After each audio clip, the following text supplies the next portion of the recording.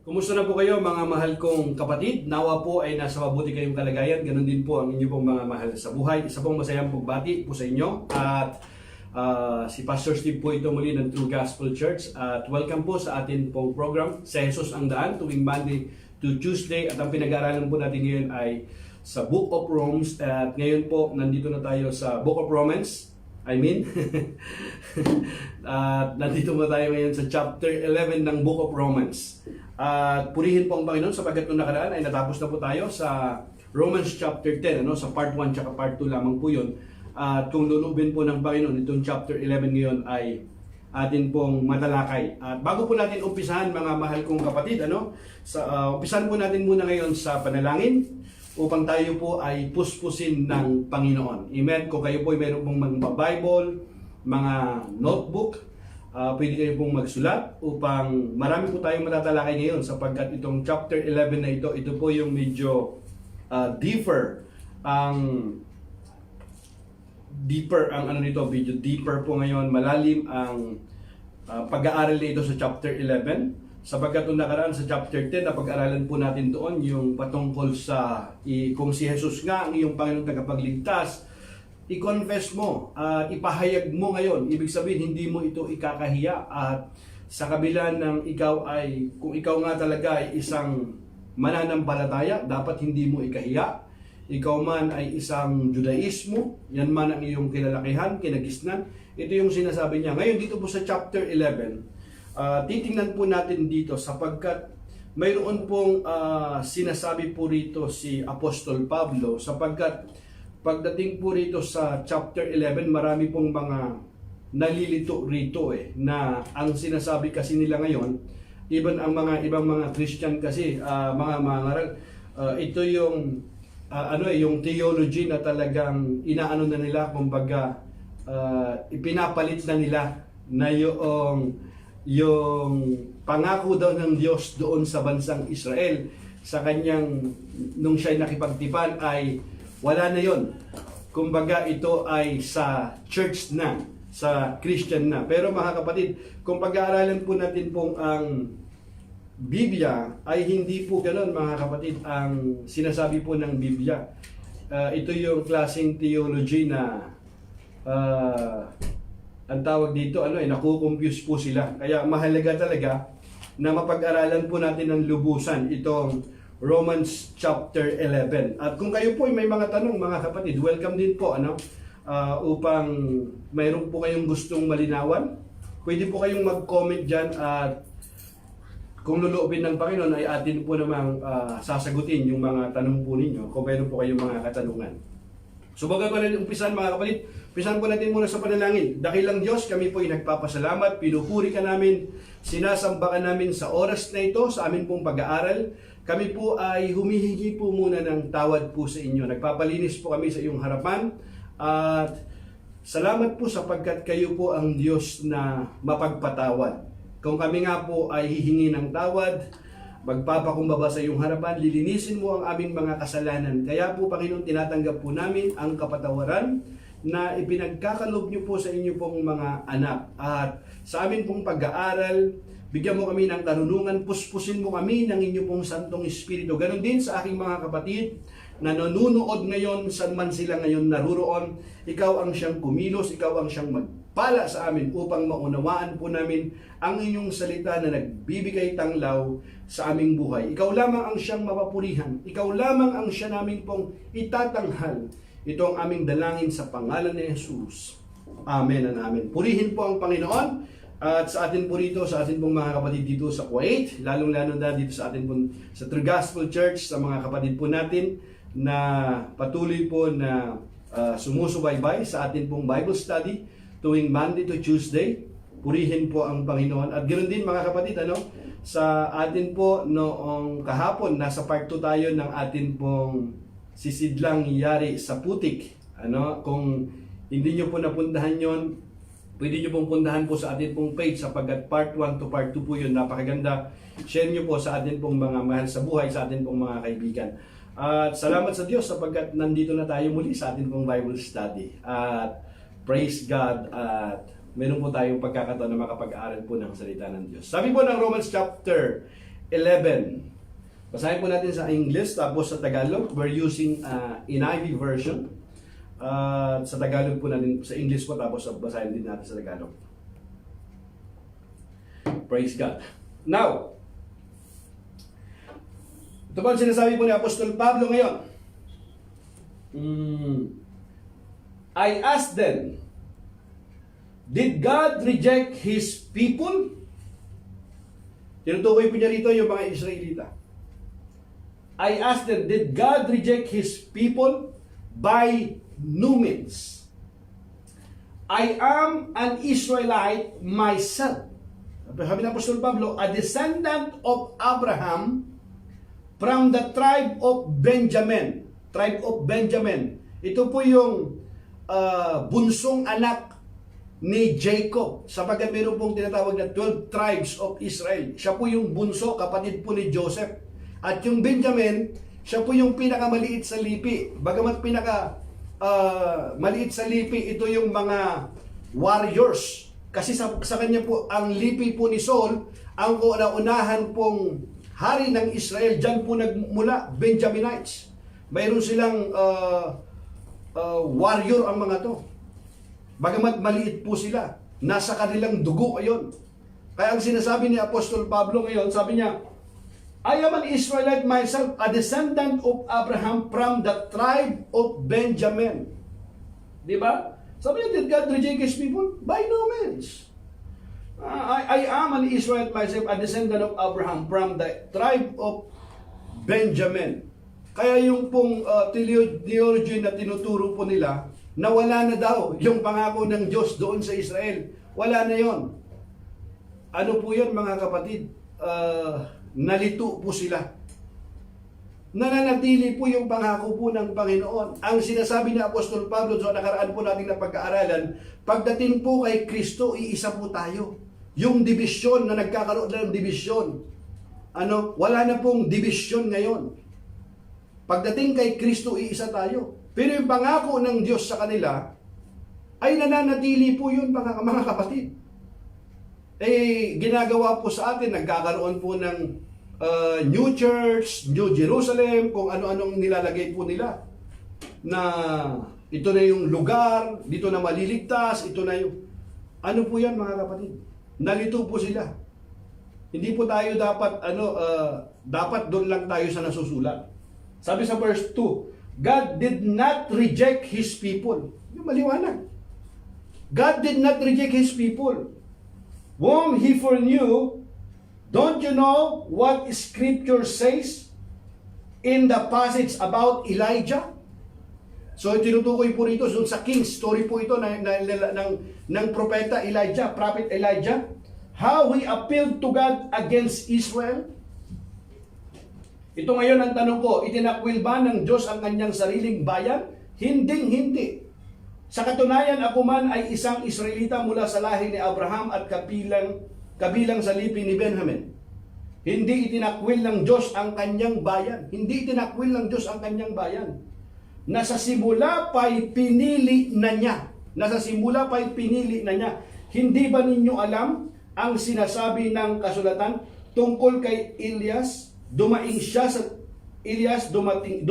sa Diyos laban sa Israel, dumaing siya eh. Kung babasahin po natin yan sa kwento po ng 1 Kings, I believe sa chapter 19 po yan eh. Kung atin pong po yan mga kapatid.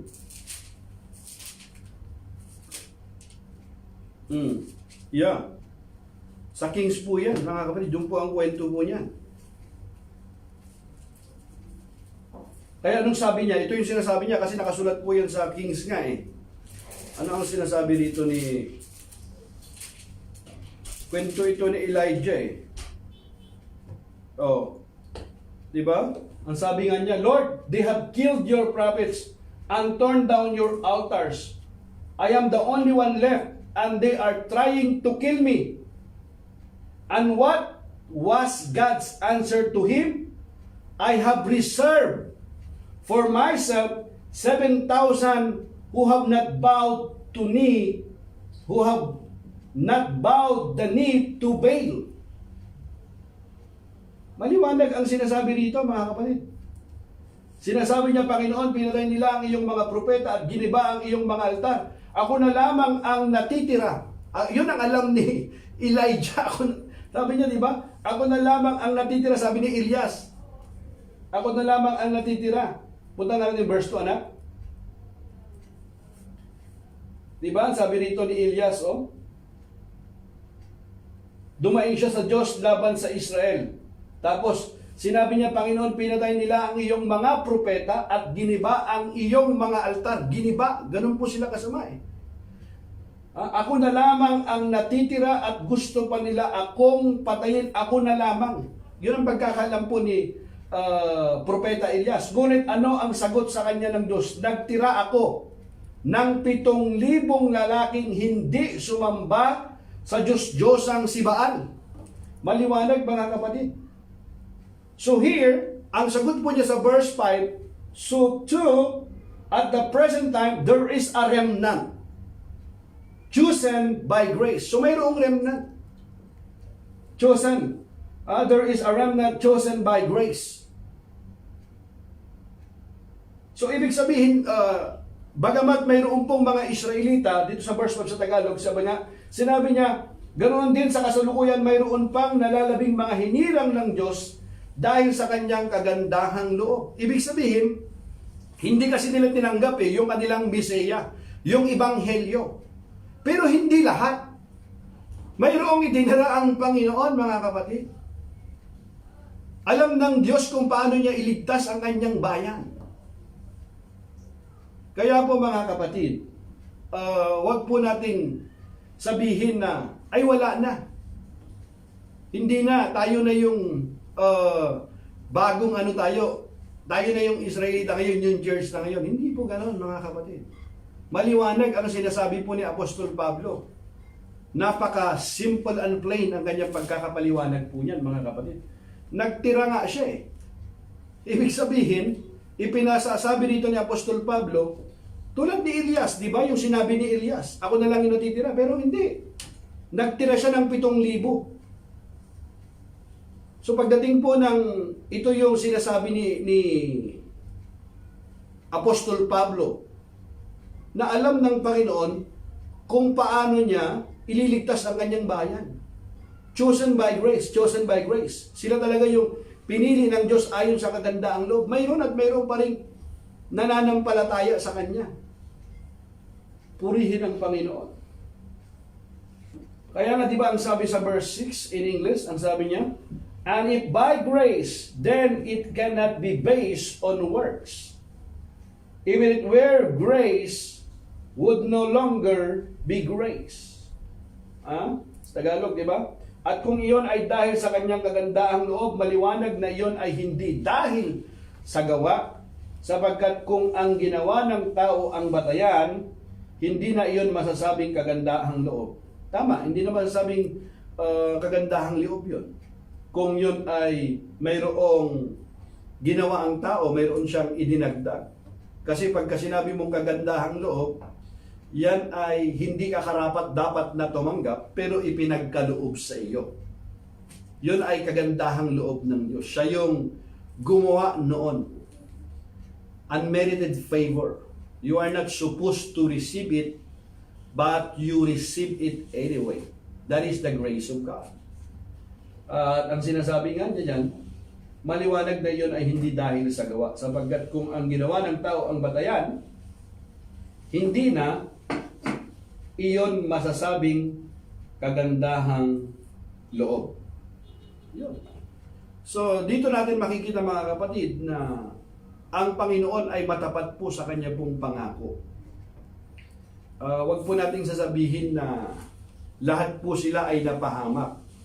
Marami po ang hindi po tumanggap sa kanila. Hindi nila tinanggap ang Mesaya. Pero hindi nangangahulugan dito na nilimot na sila ng tuluyan ng Panginoon. Hindi sila nililimot ng Panginoon. Amen? Kaya yung mga ibang mga kulto na nagsasabing sila ay Kristiyano, ano yan eh, na-confuse po sila. Ang masama nito ay marami silang nailigaw. Hindi nila naintindihan na pagdating kay Kristo, tayo ay iisa. Saan? Sa kagandahang loob. Kasi kagandahang loob nga yun eh. Kaya ang sabi sa verse 6, verse 7, what then? What the people of Israel so earnestly they did not obtain. The elect among them did, but the others were hardened. As it is written, God gave them a spirit of stupor, eyes that could not see, and ears that could not hear to this very day. Diba? Ano ngayon, hindi nakamtan ng bansang Israel ang kanyang minimithi. Hindi nakamtan. Pansinin po ninyo, hindi daw nakamtan. Ano ba yung kanyang minimithi? Ano? Ang mga hinirang lamang ang nagkamit nito, ngunit matigas ang ulo ng iba. Eh yung iba, hindi tinanggap yung Mesaya. Ano ba yung minimithi nila? Hinihintay nila yung pagdating ng Mesaya. Pero ibang Mesaya ang kanilang prepare nila. Yung alam nila kasi, yung makikipaglaban sa kanila. Na-confuse na naman sila. Yung iba, tinanggap, naniwala. Yung iba, matigas talagang ulo. Eh wala. Yung iba, pag ayaw mo talaga, kasi mayroon ka namang free will na binigay sa iyo ng Panginoon. Hindi pakikilaman kasi yun ng Panginoon yun eh. Ipapakita niya sa iyo, nandito yung kanyang kagandahang loob, pero hindi ka robot. Ikaw yung magdidesisyon kung kilalanin mo o hindi. Wala ka namang tinatawag na excuse para hindi mo makita. Pero talagang naging matigas na lang. Kaya ang sabi niya, ano ngayon? Hindi nakamtan ng bansang Israel ang kanyang minimithi. Ang mga hinirang lamang ang naggamit nito. Ang mga hinirang kasi alam na ng Panginoon eh. Yung sa Kanya. Ayon po ito sa Kanya pong kalikasan. Ito kasi yung ayon doon sa karununan ng Panginoon. Sa Kanyang kapangyarihan, alam niya na eh. Kita nyo, ano ngayon, hindi nakamtan ng bansang Israel ang kanyang minimithi. Ang mga hinirang lamang ang nagkamit nito, ngunit matigas ang ulo ng iba. Noon pa lang, marami na palang matigas ang ulo. Di ba? Alam po natin yan, mga kapatid. Hanggang ngayon, tulad ng nasusulat. Pag sinabing tulad ng nasusulat na po yan sa Lumang Tipan. Sinusulat na ito ni Apostol Pablo sa mga Romans, sa mga taga-Roma. At nung panahon na yon, mga kapatid, hindi lamang hintil ang mga nandoon. May mga Israelita rin naroroon. Nang iba po sa kanila ay mayroon pong background ng Judaismo. Pananampalataya na dinala ni Moses sa kanila, itinuro mga alituntunin kung paano dapat sambahin ng Diyos. Mayroon po silang kaalaman, kaya nga binibigyan ng halimbawa ni Apostol Pablo yung mga propeta, makikita po natin dito. Saan ba nasusulat yun? Sa Lumang Tipan. Kwento doon sa Kings na mga hari. Tinutukoy niya si Abraham, tinutukoy niya yung mga tribes nila. Kaya makikita po natin tulad ng nasusulat, binigyan sila ng Diyos ng mapurol na diwa, mga matang hindi makakita at mga taingang hindi makarinig hanggang sa panahong ito. Isipin po ninyo, mga kapatid. Ito yung nakakalungkot eh. Nakakalungkot ito, mga kapatid. May mga mata ngunit hindi nakakakita. Mayroong tainga ngunit hindi nakakarinig. Nakakalungkot.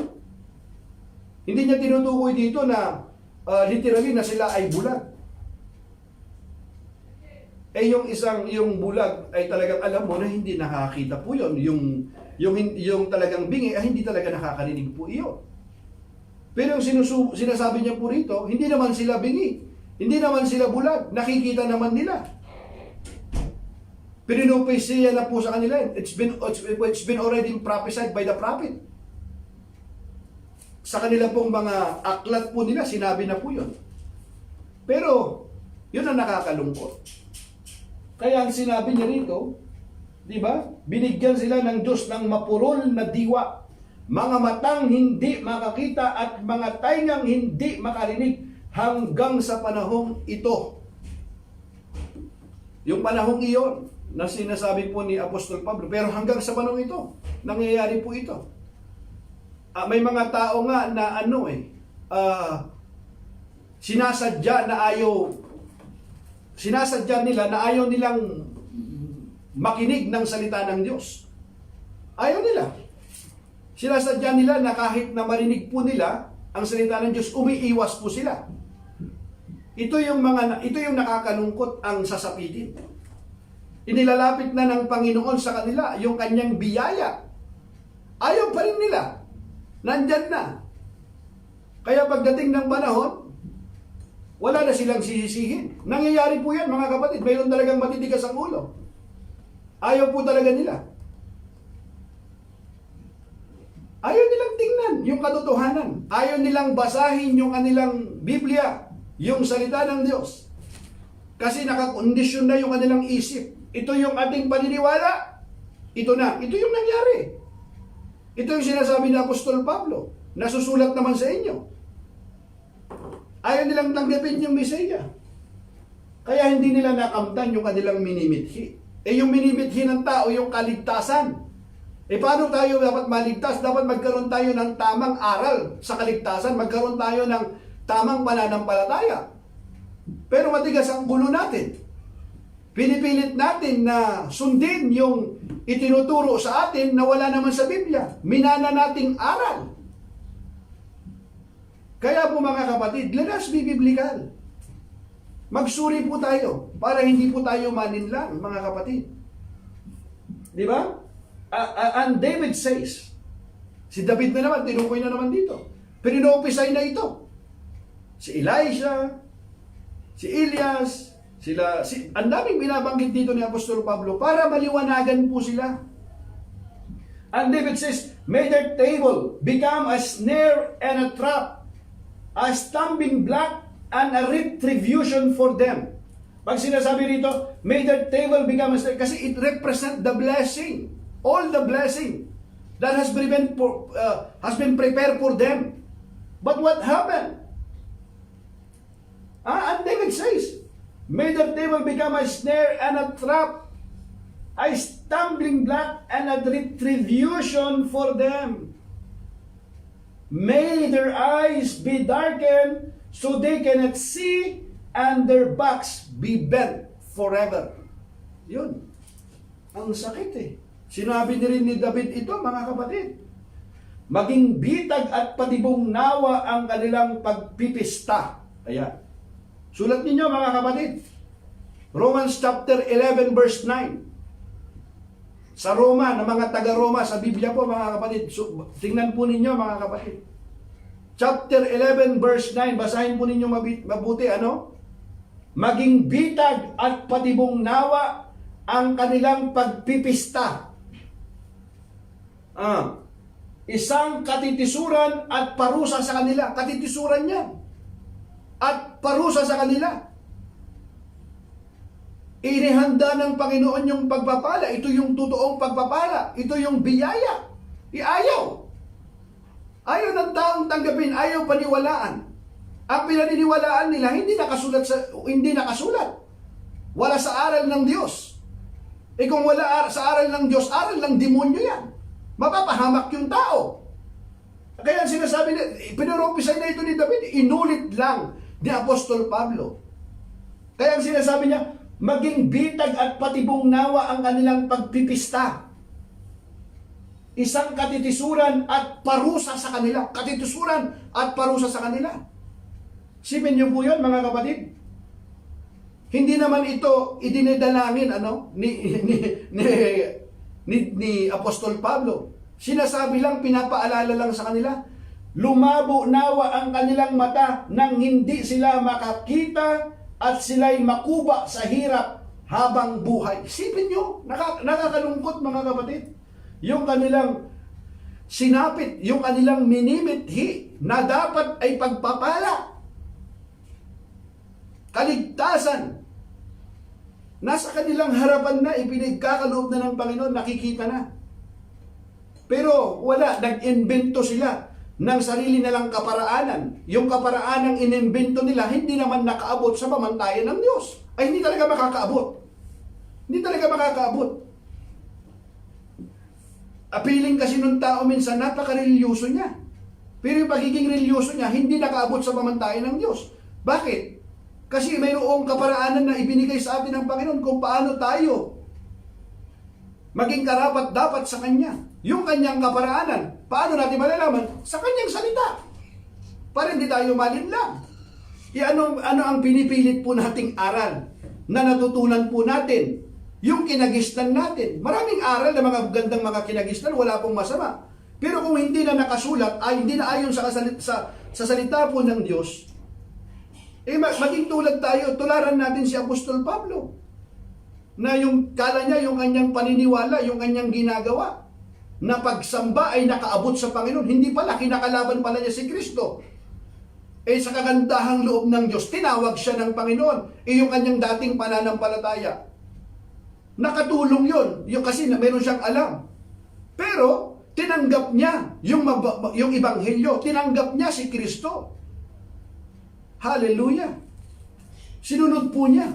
Dapat maging ganun po tayo mga kapatid. Magbukas po tayo ng ating pong puso't isipan. Huwag tayong masyadong sarado. Kasi pag masyado tayong sarado, hindi po maganda. Pag masyadong sarado, magbukas po tayo. Magsaliksik po tayo mga kapatid para hindi po tayo mapahamak. Maliwanag ang sinasabi rito Di ba? Patibong Isipin mo, yung patibong na yung kanilang pagpipista, isang katitisuran at parusa sa kanila.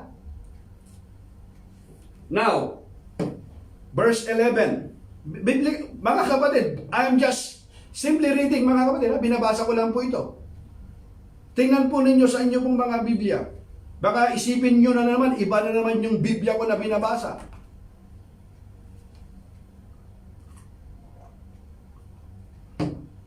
Again, I ask.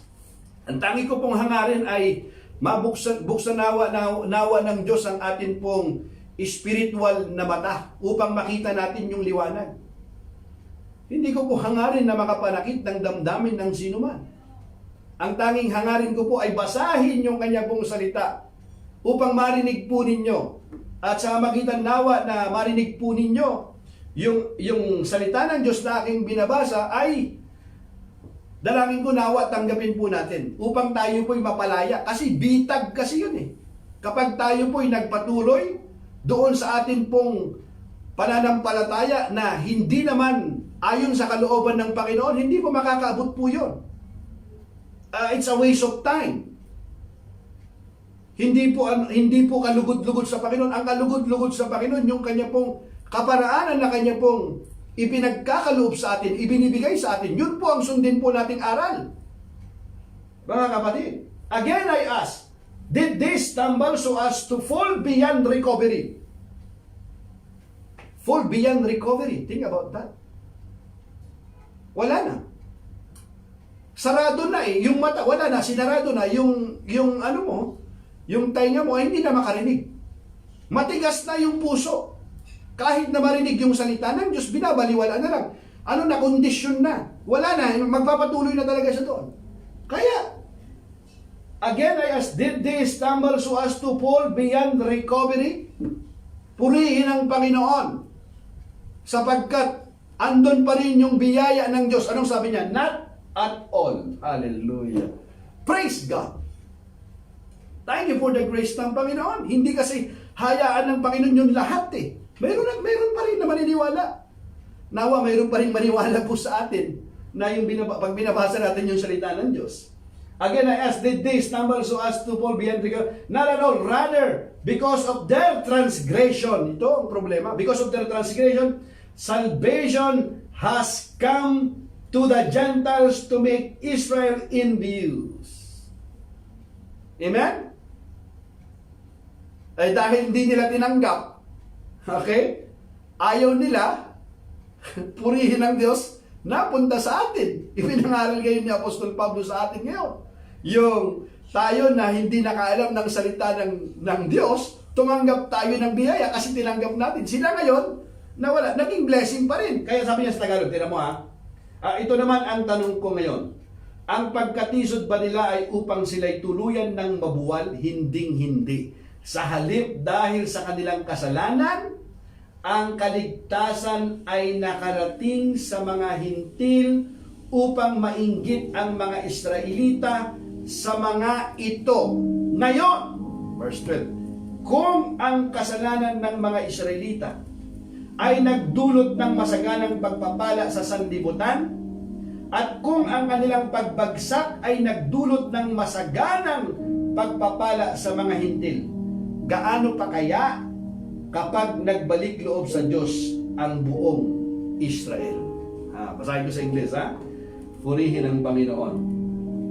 But if their transgression means riches for the world, and their loss means riches for the Gentiles, how much greater riches will their full inclusion bring? Hallelujah. Purihin ang Panginoon. Kasi, tinan mo mga kapatid, sila yung pinili ng Panginoon. Kung tayo nga na hindi nakaalam ng aral, hindi nakilala ang tunay na Diyos, pero dahil sa kagandahang loob ng Diyos, napunta sa atin yung biyaya.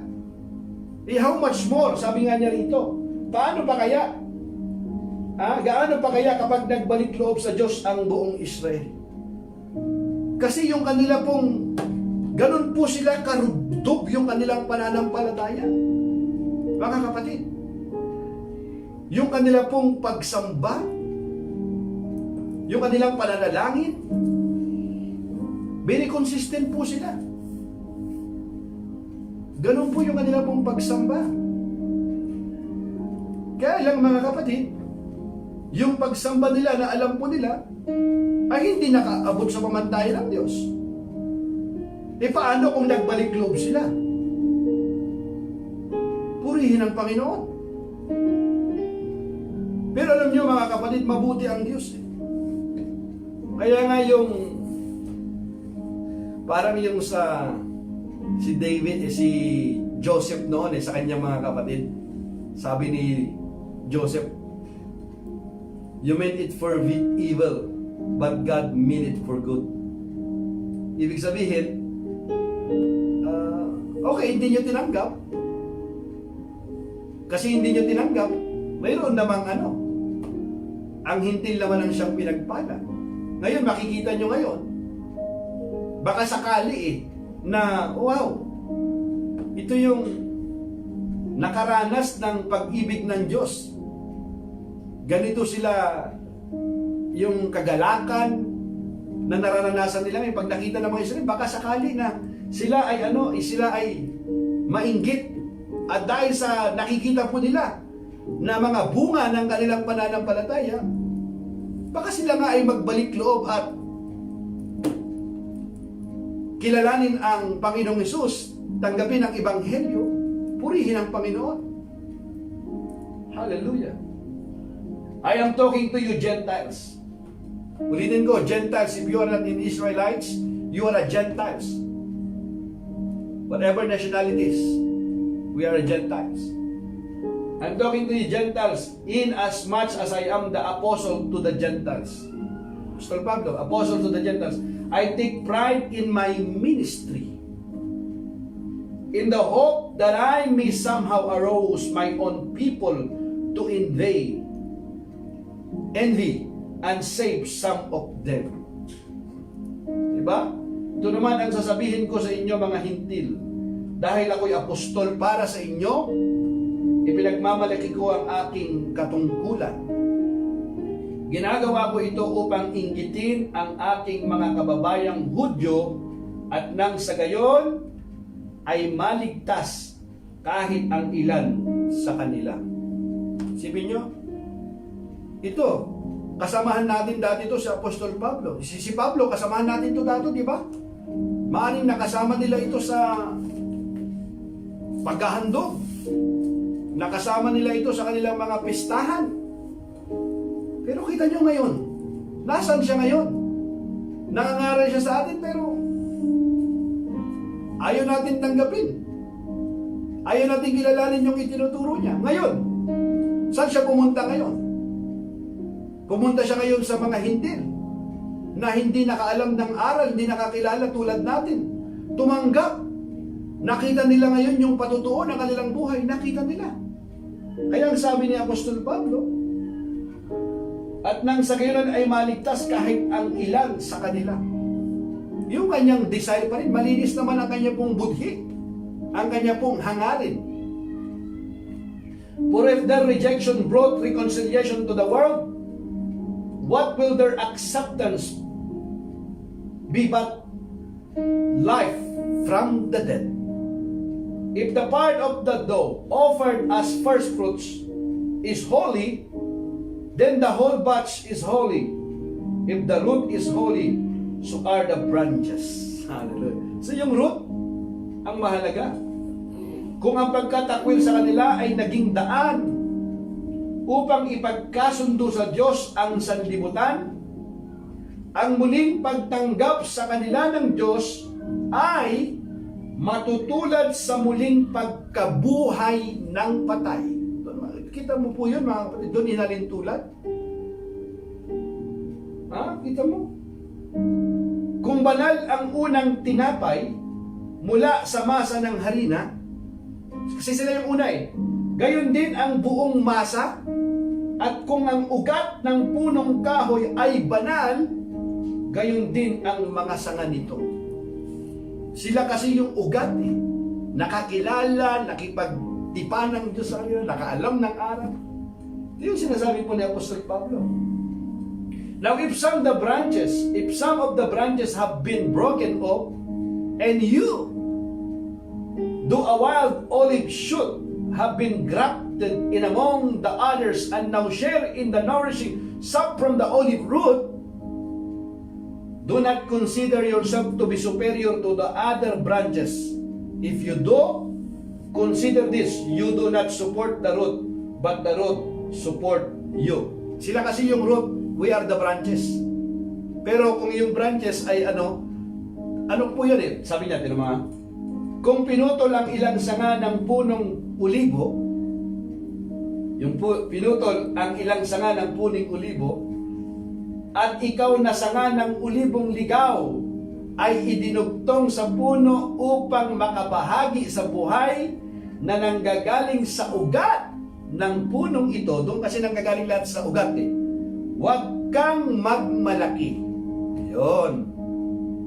Sa mga sangang pinutol, alalahanin mong hindi ikaw ang bumubuhay sa mga ugat, ang mga ugat ang bumubuhay sa iyo. Hallelujah. Purihin ang Diyos. You will say then, branches were broken off so that I could be grafted in. Granted, but they were broken off because of unbelief. Yun. How they become broken? Because of what? They were broken off because of, this is the answer, unbelief. And you stand by faith. Do not be arrogant, but tremble. Because of their unbelief.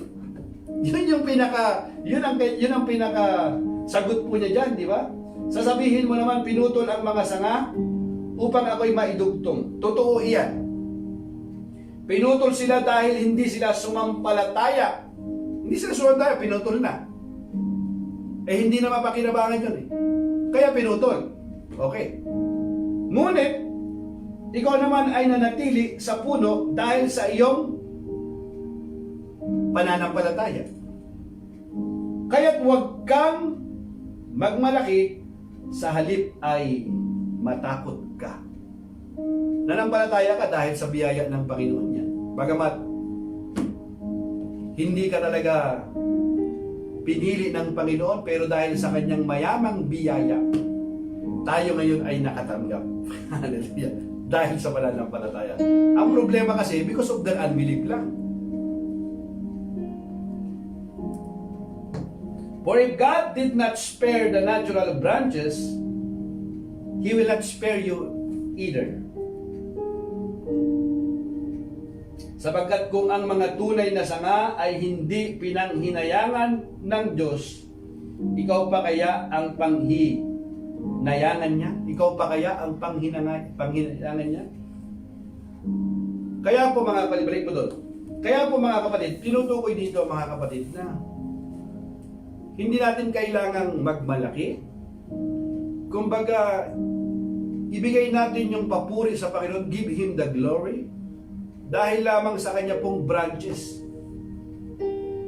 Marami kasing mga theology ngayon na hindi na, wala na yung mga yung Israel, yung pangako sa Israelita ngayon ay para sa church na yan ngayon.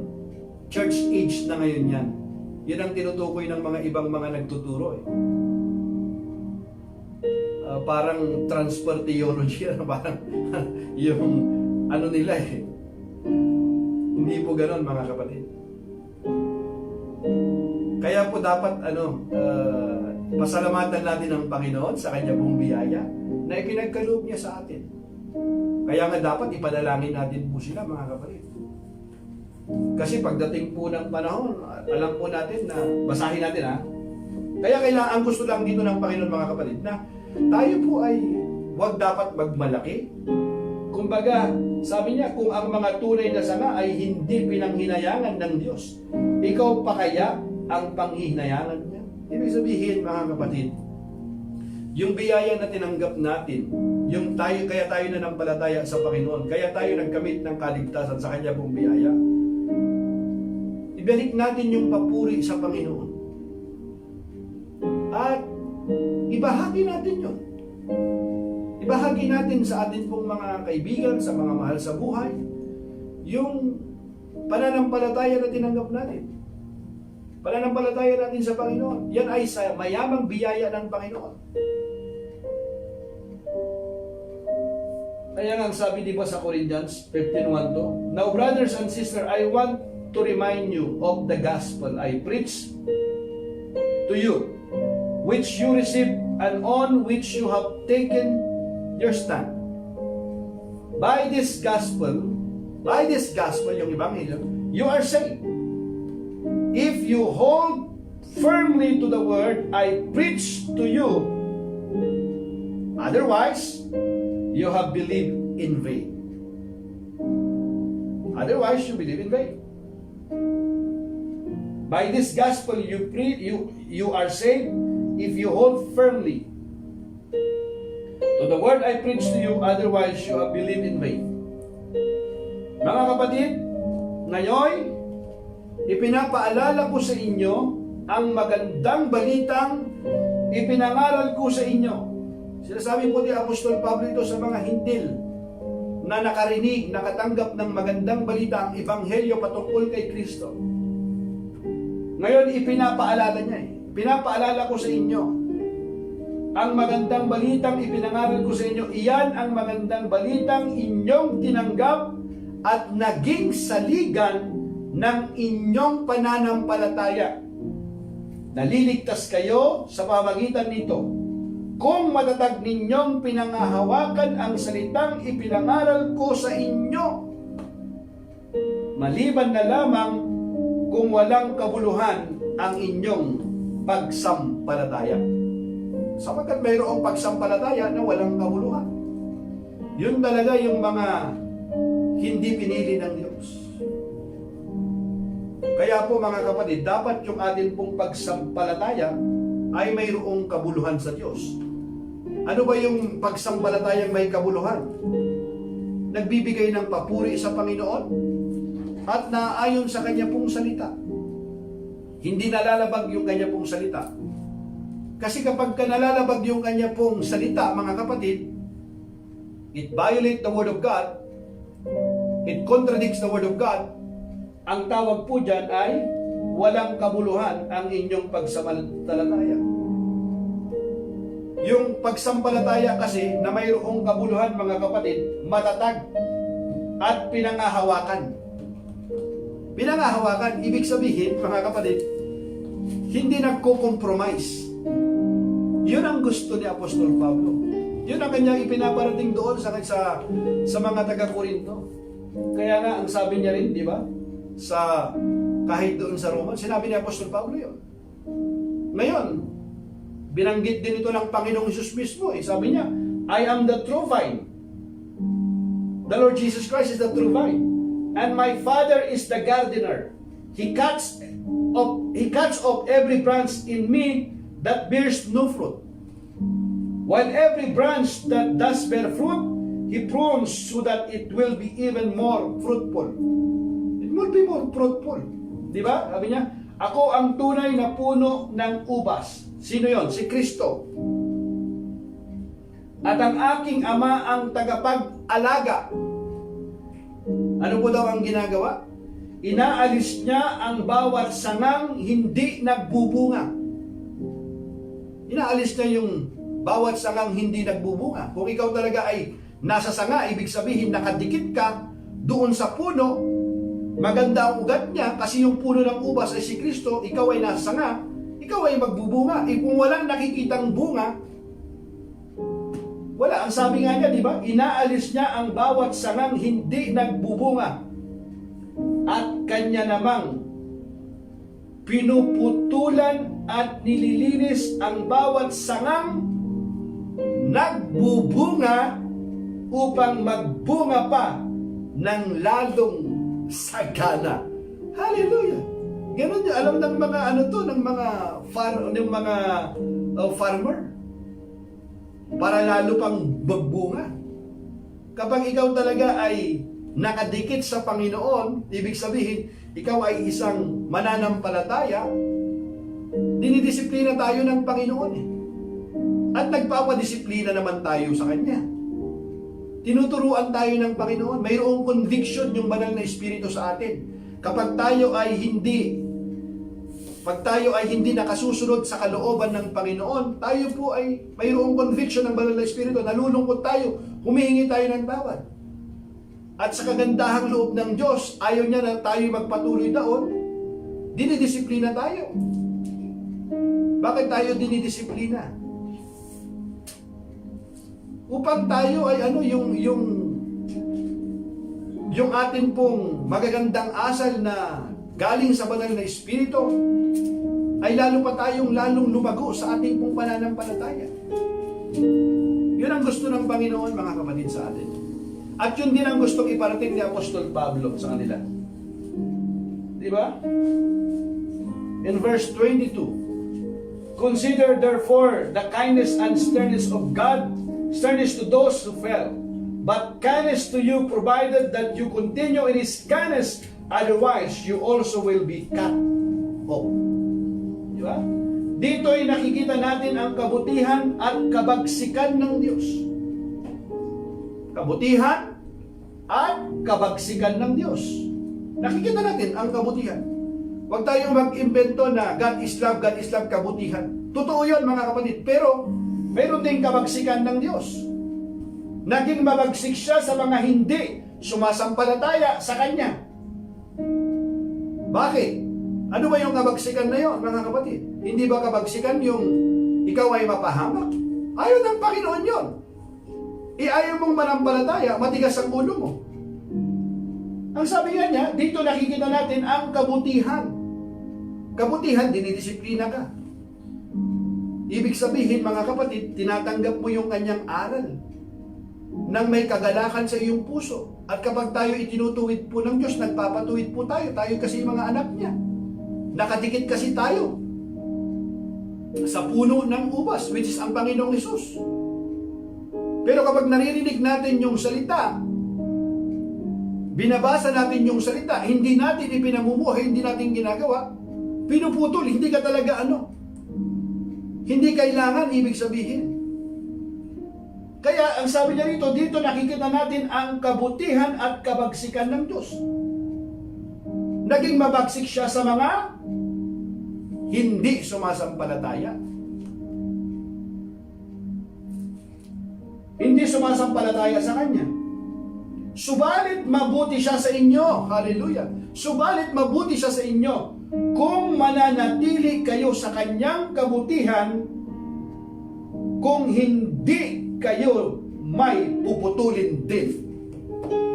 Yun, mga kapatid. Kung hindi man, kayo'y puputulin din. Ibig sabihin ito yung kagandahang loob ng Diyos. Pinagkakaloob niya sa atin. Ito yung kanyang bugtong na anak, namatay sa krus ng Kalbaryo para sa ating mga kasalanan. Siya yung daan, si Kristo ang daan upang tayo makarating sa Ama. Mag-imbento pa tayo ng iba kung para makarating tayo sa Ama. Hindi nga makakarating, mga kapatid. Meron kasing kaparaanan ng Diyos at yun ang dapat nating tanggapin. Kung ayaw natin, ang sabi ng Biblia, maliwanag. Dito nakikita natin ang kabutihan at kabagsikan ng Diyos. Gusto mo mabagsik siya? Saan? Naging mabagsik siya sa mga hindi sumasampalataya sa Kanya. Subalit, mabuti siya sa inyo kung mananatili kayo sa Kanyang kabutihan, kung hindi, kayo may puputulin din. Ito nga na yung mga Israelita mismo na nakipagtipan ng Panginoon sa kanilang mga patriarkang sila Abraham. Mayroong nalaman nilang aral, nakita nyo yung kapangyarihan ng Diyos. Hindi nila tinanggap ang Mesaya. Hindi nila tinanggap ang Ebanghelyo. Mapapahamak din sila. Yun yung kabagsikan. How much more sa mga hintil na tayo? Purihin ang Panginoon. And if they do not persist in unbelief, ito yung problema eh. Mayroon kasi tayong unbelief eh.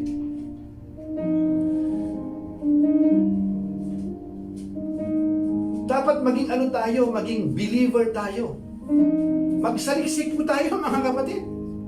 Sabi niya, and if they do not persist in unbelief, they will be grafted in. For God is able to graft them again. Graft them in again.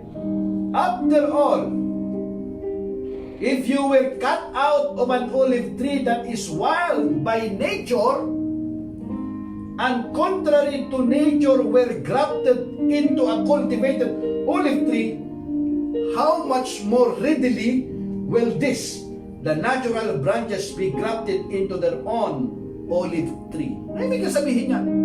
Sabi niya, ang mga Hudyoy, yung tinutukoy niya yung mga Hudyo. Ang mga Hudyoy, idudugtong niyang muli sa puno kung sila ay sasampalataya. Kayang gawin ng Diyos yan. Paano yun? Makapangyarihan ng Diyos. Bakit hindi niya pwedeng gawin yun? Pwede niya gawin yun. Lahat kasi pwedeng gawin ng Panginoon. Ang kondisyon, idudugtong niyang muli sa puno kung sila ay sasampalataya. Kanino? Kay Kristo. Kilalanin nila na si Jesucristo siya yung namatay doon sa krus ng Kalbaryo para bayaran ng ating kasalanan upang tayo makaabot sa pamantayan ng Diyos. Si Kristo ang kailangan natin. Yun, ang sabi niya, ang mga Hudyo idudugtong niyang muli sa puno kung sila ay sasampalataya, sapagkat kayang gawin iyon ng Diyos.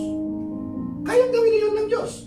Kung ikaw nasangang galing sa ulibong ligaw ay naidugtong sa tunay na ulibo, kahit na ito'y salungat sa kalikasan, lalo pang madaling idugtong sa puno ang mga talagang sanga nito.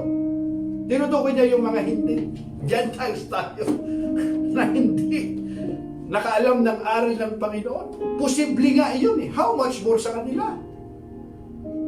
Purihin ang Diyos. Hallelujah. Anong sabi ni Apostol Pablo? May mga, tayo rito eh, cross reference in Colossians chapter 1 verse 20-23. But now He has reconciled you by Christ. Hallelujah. Praise God. But now He has reconciled you by Christ, physical body through death, to present you holy in His sight, without blemish, and free from accusation. If you continue in your faith, established and firm. Continue. Wag lang sa umpisa. If you continue in your faith, kasi yung talagang mga anak ng Diyos, magkukontinue yan. Kapag hindi ka talaga anak ng Diyos, hanggang umpisa ka lang, hindi ka talaga magpapatuloy. Kung pag-aaralan po natin ang Biblia, yung mga talagang hindi pinili, hindi mga anak ng Diyos, hindi magpapatuloy yun. Umpisa lang. If you continue in your faith, established and firm, and do not move from the hope held out in the gospel, this is the gospel that you heard and that has been proclaimed to every creature under heaven, and of which I, Paul, have become a servant.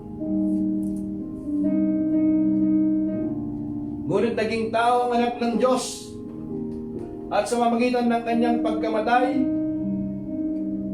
ay ipinagkasundo kayo sa Diyos. Sinimpunin nyo mga kapatid, ha? Mayroon tayong doktrina pag-aralan dito, ngunit naging tao ang anak ng Diyos. At sa pamamagitan ng kanyang pagkamatay ay ipinagkasundo kayo sa Diyos. Bakit? Kung hindi kasi tumigis ang dugo ng Panginoong Hesus doon sa krus ng Kalbaryo, nananatili tayong kaaway ng Diyos. Kahit ano yung atonement na gagawin po natin, atonement kasi pag ikaw ay nag-offer, tawag dyan atonement. But only to cover up your sin. Lagi-lagi yun. Walang katapusan po yun. Ngunit naging tao ang anak ng Diyos at sa pamamagitan ng kanyang pagkamatay, bakit kailangan niya maging tao? Upang siya'y mamatay. Bakit kailangan niyang mamatay sa krus ng Kalbaryo? Para ipagkasundo tayo sa Diyos. Paano tayo na pagkasundo sa Diyos? Binayaran nga niya ng kanya pong dugo sa krus ng Kalbaryo. Without the shedding of blood, there is no forgiveness of sin. Hebrews chapter 9, verse 22. Ganda ng plano ng Panginoon. Thank you for the grace. Yan yung biyaya ng Panginoon. Ginawa niya lahat ito. Ngunit naging tao ang anak ng Diyos, at sa pamamagitan ng kanyang pagkamatay ay ipinagkasundo kayo sa Diyos. Nang sa gayon ay maiharap niya kayong banal. Mahirap na kayong banal. Paano nangyari yun? Dahil ba sa iyong gawa? Dahil ba ikaw ay mabuti? Dahil ba ikaw? Hindi. Dahil sa iyong pakikipag-isa kay Kristo. Dahil sa iyong pananampalataya kay Kristo, ikaw ngayon ay ituturing na banal. Kaya ang sabi niya, maiharap niya kayong banal, walang kapintasan at walang dumi. Sino? Tayo. Tayo sino? Yung mga nanampalataya kay Kristo. Subalit, kailangan ninyong manatiling tapat at matatag sa inyong pananampalataya. Bakit? Kasi mayroong nananatiling hindi tapat. At mayroon ding hindi nananatiling matatag. Kaya dapat tayong manatiling tapat at matatag sa inyong pananampalataya. Bakit? At huwag pabayaang mawala ang pag-asang dulot ng magandang balita na inyong narinig. Yung magandang balita kasi nandito yung ating pag-asa. Ang dulot kasi ng pag-asa, ang pag-asa natin, ay narito sa magandang balita, mga kapatid. Ito yung dulot niya. Ang dulot doon, magandang pag-asa. Yung magandang balita na inyong narinig. Amen? Niloob ng Diyos na akong si Pablo ay maging lingkod para sa magandang balitang ito na ipinangaral sa lahat ng tao sa buong daigdig. Acts chapter 3 verse 8, anyone who does not listen to him will be completely cut off from their people. Di ba? Ang sino mang hindi sumunod sa propetang iyon ay hihiwalay sa bayan ng Diyos at lilipulin. 1 Timothy chapter 4 verse 16, watch your life and doctrine closely. Watch your life and doctrine closely. Yung doctrine natin dapat, watch your life and doctrine closely. Persevere in them. Because if you do, you will save both yourself and your hearers. Pakaingatan mo ang iyong sarili at ang iyong pagtuturo. Patuloy mong gawin ang mga ito sapagkat sa paggawa mo nito ay maliligtas ka, pati na ang mga nakikinig sa iyo. Di ba? Sabi sa Tagalog, sa English, di ba? Sa verse 16, watch your life and doctrine closely. Mahalaga po ito, mga kapatid. Baka yung doctrine na itinuro sa atin, doktrina, ay hindi po ayon doon sa pamantayan ng Diyos. Persevere in them, because if you do, you will save both yourself and your hearers. Amen? So, dito na naman po, mga kapatid. Susunod po, itutuloy po natin itong 25. We will continue next time. Tomorrow, Lord willing, the verse 25. Yeah, that's right. Until 36, yeah. We already 1 hour, so praise God, mga kapatid. So, I don't wanna miss this opportunity. Ayoko namang matapos ang Bible study na ito without giving you an opportunity to meet Jesus, the Lord of your life. At mga kapatid, purihin ang Panginoon. Salamat sa Kanya pong kabutihan. Napakabuti ng ating Diyos. Napakabait ng ating Diyos. Punong-puno siya ng biyaya. Amen. Kaya po yung ino-offer niya sa atin, yung Kanya pong salita, yung Ebanghelyo, magandang balita ito eh. Andito yung pag-asa natin, mga kapatid. Kaya, suko natin ang ating buhay sa Panginoon. Surrender your life to Christ. Tanggapin natin ang Panginoon sa ating buhay bilang ating Panginoong tagapagligtas. Pag sinabi natin tinanggap natin ang Panginoong Hesus sa ating buhay tagapagligtas, yung Kanya pong salita, tinanggap din po natin, mga kapatid. Kasi yung Kanya pong salita, hindi po ito nagbabago. Amen? At kung alam mo ngayon na ikaw ay kinakausap ng Panginoon, ito yung magandang pagkakataon na isuko natin ang ating buhay sa Panginoon. Tanggapin natin siya bilang ating Panginoon tagapagligtas. Gusto kitang ipanalangin ngayon sapagkat ito yung napakaganda. Ito ang napakagandang desisyon na atin pong gawin sa ating buhay. Tanggapin natin si Jesus bilang ating Panginoon tagapagligtas upang tayo ay magkaroon ng kapatawaran ng ating kasalanan at magkamit tayo ng buhay na walang hanggan. At yan ay makakamit natin sa magitan po ng biyaya ng Diyos na pinagkakaloob po niya sa atin sa magitan ng atin pong pananampalataya sa Panginoon Hesus. Sabihin mo ito na nagmumula sa puso. Sabihin mo, dakilang Diyos, Ama naming nasa langit, sa oras na ito ako po ay nagsisisi, humihingi ng tawad sa lahat ng aking nagawang kasalanan. Pinaniniwalaan ko na ikaw nga ay namatay sa krus ng Kalbaryo at muling nabuhay. Ipinapahayag ng aking labi, Panginoong Hesus, ikaw ang aking Panginoon at tagapagligtas ng aking buhay. Maghari ka sa aking buhay. Banal na Espiritu, sa oras na ito, puspusin mo ako. Tulungan mo ako makalakad sang-ayon sa iyong kalooban. Maraming pong salamat sa iyong pagpapatawad at sa iyong pagliligtas. Ito ang aking dalangin na nagmumula sa puso. Sa pangalan ni Jesus. Amen and amen. Kapatid, ipinalangin mo ba yan na nagmumula sa puso? Kahit gaano kaiksi, kahina ang panalangin na yan, kung yan ay ginawa mo na nagmumula sa puso, narinig ng Diyos ang dalangin mo yan. Natutuwa ako ngayon sa iyong ginawang desisyon, sapagkat yan ang pinakamagandang desisyon na ginawa mo sa iyong buhay. Ngunit higit na natutuwa sa iyo ang Diyos, kasama ang kanyang libu-libong mga anghel na nagkakasiyahan ngayon, dahil yan ang pinakamagandang desisyon na ginawa mo sa iyong buhay.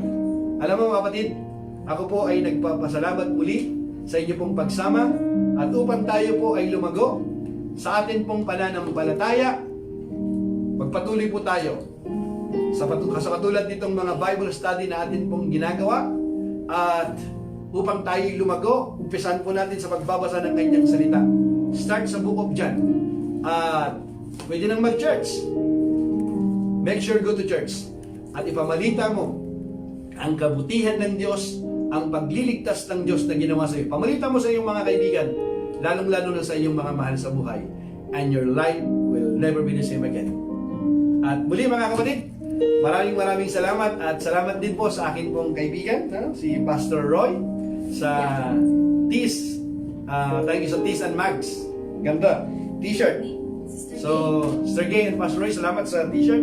At sa inyo po na gusto rin ng t-shirt, you can visit sa kanila pong site nila sa Tees and Mag. Muli pa mga kapatid, maraming pong salamat at God bless you. Sumayin niyo po ang kapayapaan po ng Diyos. God bless.